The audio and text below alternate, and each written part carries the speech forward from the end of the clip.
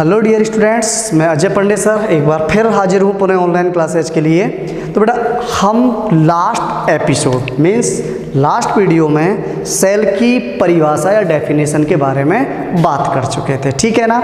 अब अपन बात करते हैं किसकी कि सब कोशिका हमने पढ़ लिया, उसकी हमने परिभाषा पढ़ ली कि सब अपने यानी जीव के शरीर की सबसे छोटी संरचनात्मक क्रियात्मक जननक्षम एवं चयनात्मक झिल्ली से परिबद्ध इकाई को हम क्या बोलते हैं, कोशिका कहते हैं। अब बात आती है कि सर कोशिका की खोज किसने की थी, ठीक है। यानी सबसे पहला क्वेश्चन आता है अपना क्या कि कोशिका की खोज किसने की थी। अब कोशिका की खोज किसने की थी तो इसका जो उत्तर हम लिखते हैं वो क्या लिखते हैं, रॉबर्ट हुक। कौन थे, रॉबर्ट हुक थे, ठीक है ना। अच्छा, और बात कब की है, देखो अपन बात करें सब के बात है लगभग 1665 की। यानी रॉबर्ट हुक नामक साइंटिस्ट थे और उन्होंने क्या किया, एक कॉर्क, किसमें, कॉर्क की क्या काटी, एक पतली स्लाइस। स्लाइस का मतलब होता है एक पतला सेक्शन काटते हैं जे, ठीक है ना। अच्छा, अब उस पतली स्लाइस में उन्होंने क्या देखा, इस तरह के छोटे छोटे बॉक्स बने हुए देखे, ठीक है। यानी उन्होंने देखा कि उस कॉर्क की स्लाइस में इस तरह के छोटे छोटे क्या दिखाई दे रहे थे, बॉक्स। और बॉक्स की उनको क्या दिखाई दे रही थी, ये वॉल दिखाई दे रही थी, क्या, ये वॉल दिखाई दे रही थी, भित्ति दिखाई दे रही थी, ठीक है। और इसी वॉल को उन्होंने देखते हुए कि साहब ये क्या है, एक बॉक्स लाइक स्ट्रक्चर है। कैसी है ये, बॉक्स लाइक स्ट्रक्चर है या बॉक्स जैसी संरचना, जिसको इन्होंने क्या नाम दिया, सेल्यूली, ठीक है। क्या नाम दिया उन्होंने, सेल्यूली। और बता सेल्यूली का मतलब क्या होता है, देखो अपन बात करें कि सेल्यूली है, इस सेल्यूली का मतलब होता है क्या, हॉलो स्पेस। हॉलो का मतलब होता है क्या, खाली या रिक्त, और स्पेस का मतलब होता है स्थान। यानी उनको उस कॉर्क की स्लाइस में क्या दिखाई दे रहे थे, छोटे छोटे मधुमक्खी का छत्ता। देखा है कभी, मधुमक्खी के छत्ते के अंदर जो बॉक्स बने होते हैं, इसी प्रकार के बॉक्स बने हुए दिखाई दिए और इन्हीं बॉक्स को उन्होंने क्या नाम दे दिया, सेल्यूली। इट मीन्स हालांकि अगर अपन बाद में बात करें तो रियल में उनको क्या, पूरी सेल नहीं बल्कि उनको क्या दिखाई दे रही थी, वॉल या भित्ति। समझ गए ना। तो इस तरह से हमने देखा कि सब कोशिका की खोज के लिए किसको जाना जाता है, रॉबर्ट हुक को। लेकिन यहां बात आई कॉर्क की पतली स्लाइस। अब कॉर्क है, ये क्या होता है साहब, भाई शुष्क लकड़ी जैसा, यानी मृत कोशिका। इसका मतलब यहाँ पे ये बात तो क्लियर हो गई कि सब जिस कोशिका के बारे में रॉबर्ट हुक बता रहे थे वो रियल में क्या है, मृत है या मृत पदार्थ है। अब उस मृत पदार्थ को उन्होंने क्या हुआ, इसका मतलब अब देखो प्रश्न आता है, अगर क्वेश्चन आ जाता है सब जीवित कोशिका की खोज किसने की, तब आप ये आंसर अगर करोगे तो गलत होगा। अगर क्वेश्चन क्लियर ये आ रहा है सब कोशिका की खोज किसने की, तब आप इस आंसर को लिख सकते हो रॉबर्ट हुक। या मृत कोशिका की खोज किसने की, तब ये आंसर आपका सही होगा, रॉबर्ट हुक ने।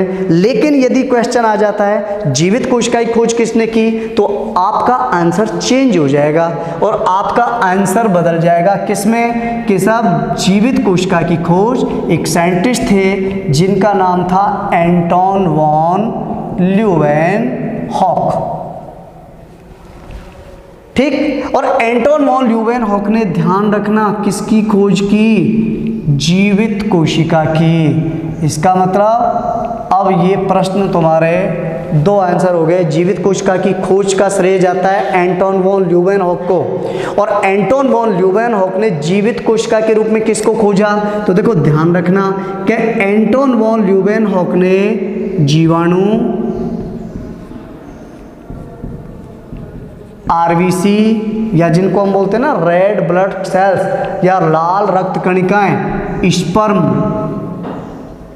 जिसको हम बोलते हैं शुक्राणु आदि की खोज की थी। और जीवाणु है, आरबीसी है, स्पर्म है, ये सभी क्या हैं? सब जीवित संरचनाएं हैं। इसका मतलब इनको जीवित कोशिका का क्या माना जाता है? खोजकर्ता माना जाता है। ठीक है ना।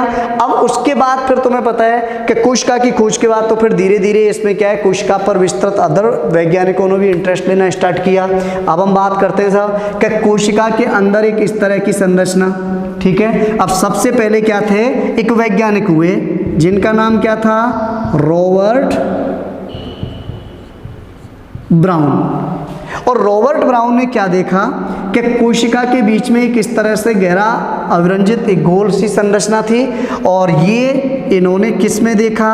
एक आर्किड पादप। और उस आर्किड पादप की जड़ और उस जड़ की कोशिका और उस जड़ की कोशिका में देखा कि सब उसके बीच में एक अलग सी विशेष संरचना है कोशिका के अंदर। और इस संरचना को ये एकदम बीच में थी तो इसको क्या नाम दिया? यानी इन्होंने इसको किसके नाम से जाना जाता है? केंद्रक। इसका मतलब प्रश्न आ जाता है केंद्रक की खोज किसने की? तो वो किसने की थी? रॉबर्ट ब्राउन ने। समझ गए? किसमें की? आर्किड पादप की जड़ की कोशिका के अंदर। ठीक है ना। अच्छा, उसके बाद यदि अपन बात करते हैं फिर कोशिकाओं में जीव द्रव्य। अब देखो याद रखना कि कोशिका के अंदर क्या होता है सब? एक विशेष गाढ़ा पदार्थ भरा हुआ होता है जिसको हमने क्या नाम दिया? जीव द्रव्य, प्रोटोप्लाज्म बोलते हैं। और इस जीव द्रव्य को खोजने वाले वैज्ञानिक कौन थे? कोर्टी। ठीक है। तो याद रखना ये छोटे छोटे क्वेश्चन कई बार आ जाते हैं। तो ये अब यानी यहाँ तक हमें किसके बारे में पता चल गया? खोज। अब बेटा याद रखना मृत कोशिका की खोज किसने की? रॉबर्ट हुक ने। किसमें? कॉर्क की पतली स्लैश में। किसके रूप में की थी? मधुमक्खी के छोटे छोटे छत्तेनुमा संरचनाओं के रूप में। नाम क्या दिया उसको? सेल्यूली। क्लियर हो गया। जीवित कोशिका की खोज किसने की? एंटोन वॉन ल्यूवेनहॉक ने। किसके रूप में की? जीवाणु, आरबीसी, स्पर्म के रूप में। ठीक है ना। तो ये बात हो गई तुम्हारी किससे संबंधित? खोज से। अब बात आती है साहब कि अपन बात करते हैं कि सर क्या कोशिका सेम होती है क्या? कोशिका समान होती है क्या?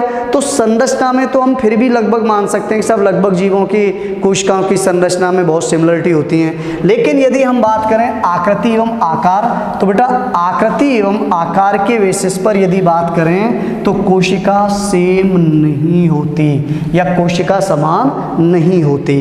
इसका मतलब अब खोज के बाद हमारा सेकंड पॉइंट है शेप एंड साइज।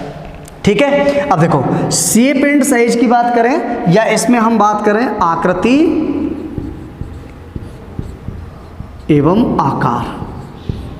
ठीक है। तो आकृति और आकार के बेसिस पर कोशिकाएं जीव की अलग अलग होती हैं। आकृति भी डिफरेंट होती है, आकार भी डिफरेंट होता है। एग्जाम्पल के लिए देखो हम आकृति की बात कर लेते हैं। अपन बात करें क्या सब? ये कुछ सेल्स ऐसी होती हैं। अब ये कैसी सेल्स हैं? गोलाकार हैं। जैसे हम बात करें साहब हमारी आरबीसी कैसी होती हैं? राउंड या डिस्क शेप की होती हैं, बाइकॉन्केव है ना, और व्याप्तल या गोलाकार होती हैं। या गोलाकार की बात करें अपन जैसे कुछ बैक्टीरिया हैं जैसे कोकस कैसे होते हैं? गोलाकार। इसी तरह से हम बात कर लेते हैं क्या? जैसे कुछ सेल्स ऐसी होती हैं इस टाइप की होती है। ठीक है। यानी इनकी आकृति कैसी होती है? अनियमित। या कैसी होती है? अमीबीय। अब तुम्हें पता है अनियमित आकृति होने की वजह से हम किसका जैसे अब ये है इसमें अपन क्या कर सकते हैं? इसको चाहे तो हम WBC, हमारी WBC इर्रेगुलर शेप होती हैं। हमारी WBC कैसी होती हैं? इर्रेगुलर। उनकी शेप सेम क्या होती है? समान नहीं होती। जैसे RBC की तो शेप सेम है, सब गोलाकार होती हैं। और इसका अगर अपन मानव की RBC की बात करें ना तो 7 माइक्रोमीटर के समथिंग इनका क्या होता है? साइज होता है। ठीक है। WBC की अगर अपन बात करें तो WBC है, ये कैसी होती है, अनियमित आकृति की होती है। अमीबा भी तो ऐसा ही होता है, फिक्स नहीं होती उसकी आकृति। अमीबा भी क्या होगा, इस तरह से होता है, जबकि ये भी तो कोशिका है, इसका मतलब इसकी आकृति डिफरेंट है, ठीक है। अब WBC की साइज की बात करें तो WBC भी अलग अलग तरह की होती हैं, जो लेकर 6 माइक्रोन से लेकर लगभग कितनी 20 माइक्रोन तक लंबाई चौड़ाई में या साइज में हो सकती हैं, ठीक है ना। अच्छा, अनियमित आकृति हो गई। इसी प्रकार अगर अपन बात करें जैसे कुछ सेल्स, या अपन बात करें ना इस तरह से छणाकार, ये कैसी हैं, छणाकार। इसमें अपन देखें जैसे छणाकार होता है, जैसे बैसिलस जीवाणु,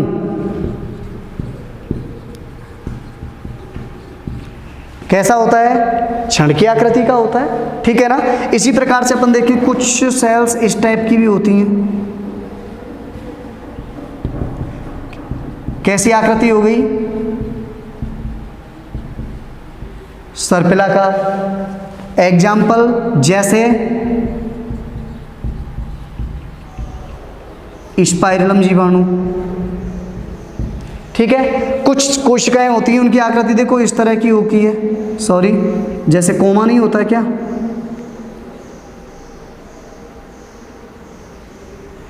कोमाकार, भाई अपन ऐसे कोमा लगाते हैं, ये आकृति कैसी है, कोमाकार। उदाहरण जैसे विब्रियो जीवाणु होता है ना, विब्रियो कोलेरी, हैजा फैलाता है हमारे शरीर में, ऐसी आकृति होती है, ठीक है ना। अब देखो डिफरेंट आकृति है। इसी तरह से हम बात कर लेते हैं, एक स्ट्रक्चर होती है हमारे शरीर में, कैसी, या एक सेल,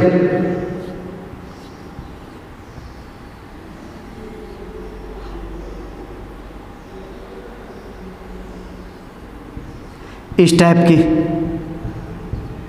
देखी होगी, इसको हम क्या बोलते हैं, तंत्रिका कोशिका, क्या बोल देते हैं, ये देखो, ये क्या है अपने तंत्रिका कोशिका है, डिफरेंट, ये ध्यान रखना। हमारे अगर मानव शरीर की बात करें तो सबसे लंबी कोशिका होती है, ठीक है, जिसको हम क्या बोल देते हैं, ये क्या हो गई, तंत्रिका कोशिका हो गई। इसका मतलब डिफरेंट, यानी कोशिका की आकृति निश्चित नहीं होती, अलग अलग प्रजातियां, अलग अलग जंतु जातियां होती हैं, अलग अलग जंतु जातियों में क्या हो सकती हैं, ये अलग हो सकती है, ठीक है ना। आकार की बात, ये तो हो गया आकार, आकृति।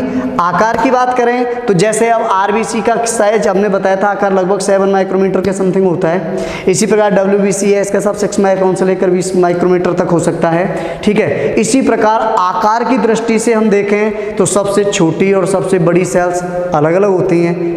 उदाहरण के लिए मैं बात करूं, ये तो डिफरेंट आकृति है, एक बार फिर देख सकते हो, ठीक है ना।